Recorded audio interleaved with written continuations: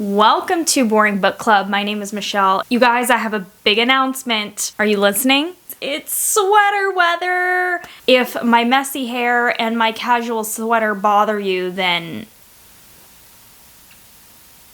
I don't know what to tell you. It's the fourth episode in what's going to be an 85-part series where I go over every single essay that was included in the Federalist Papers. I know we're only 4 in, but after this one, we just have 81 to go. That's it. Easy, right? It's less than 3 months of a video a day. We can do it. We can do it. As I've said in my last videos, this is the best set of arguments that has ever been presented in support of the US Constitution. They were written as a series of op-eds in 1787 and 1788. When you consider the quality of op-eds today versus the quality of these Federalist Papers, mind-blowing, the difference. They're really interesting. A lot of them are quite influential, but I really only find resources that explain the main Federalist Papers. So I thought it'd be fun to do a whole series where I just go over every single one of them in detail so that you don't have to read them if you don't want to. But if you do want to, I actually include a link to all the Federalist Papers on the Library of Congress website down in the description. You can also buy it on Amazon. I bought a book on Amazon that has all of the Federalist Papers in it. It's quite dense, but each paper is only about a page to 2 pages to about 2.5 pages long. So they're actually not that difficult if you want to read them individually, but if you don't, you can just watch these videos. I'll explain them to you. You can trust me.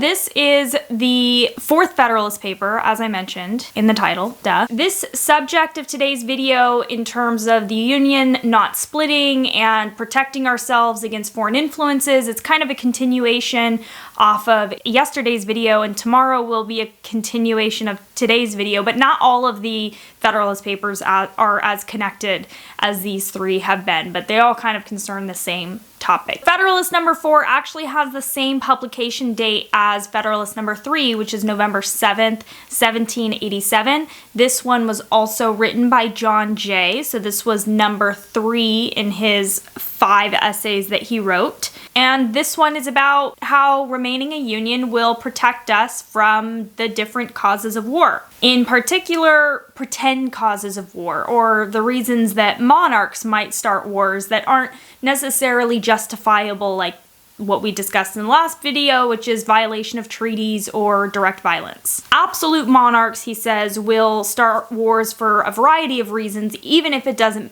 necessarily benefit them. That can be anything from military glory, personal revenge, private agreements with other parties, or partisanships, but basically not sanctified by justice or the voice and interests of the people. For instance, at this time in history, we had a comparative advantage in the fish market. So what that means is that we could supply the fish market with cheaper fish than France or Britain could, meaning we sell the fish for less and we can still turn a profit, and they can't compete with us because they don't have the ability to sell the fish for as cheaply as we can sell the fish. China and India also had monopolies on certain commodities in the market, and we interfered with that because we were able to be competitive in those commodity markets. And since we have these foreign influences that are now starting to become threatened by the United States of America, we would continue to have more leverage if we stay together as a union. If we break apart, we can't really pool our resources as efficiently, and we wouldn't have the same level of power and influence individually, even if we did happen to form alliances with other states or confederacies.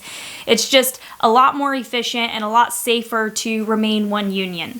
And then you should consider that at the time there were some politicians suggesting that we needed the protection of the European countries. Some people believing that we never even should have claimed independence from Britain, that we should have stayed under their rule so that we could have their protection. So if the Union split, we'd have to depend on European protections from countries like Spain and Britain. And that would end up causing problems. For instance, if there were one state or confederacy under the protection of Spain and another under the protection of Britain, and there was some kind of conflict between the two of them, one of them could decide to shut off the Mississippi River, and then we'd lose that channel of transport and communication. And there really wouldn't be much that we could do about it because we wouldn't be together. We would be separate nations. If we're all separate nations, wars are much more likely to happen, and we should be discouraging war rather than inviting it. If we remain a union with a strong federal government, that offers the best possible chance at avoiding war. That situation consists in the best possible state of defense and necessarily depends on the government, the arms, and the resources of the country. He says of a strong federal government, it can move on uniform policies of policy.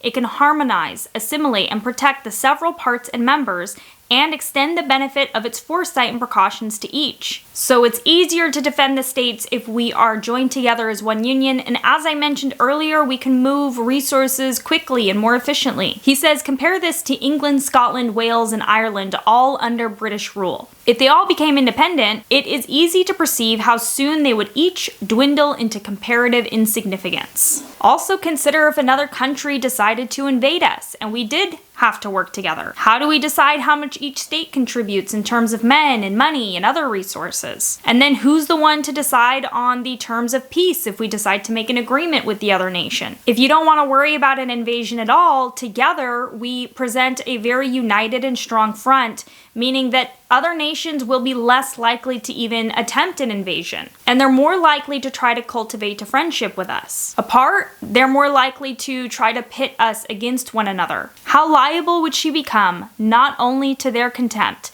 but to their outrage? And how soon would dear-bought experience proclaim that when a people or family so divide, it never fails to be against themselves. Thank you so much for watching. I really hope that you are enjoying this series and you're looking forward to the next 81 to come out. Again, like I said, I'm trying to do one every single day. We're on track right now. I'm getting them done quick.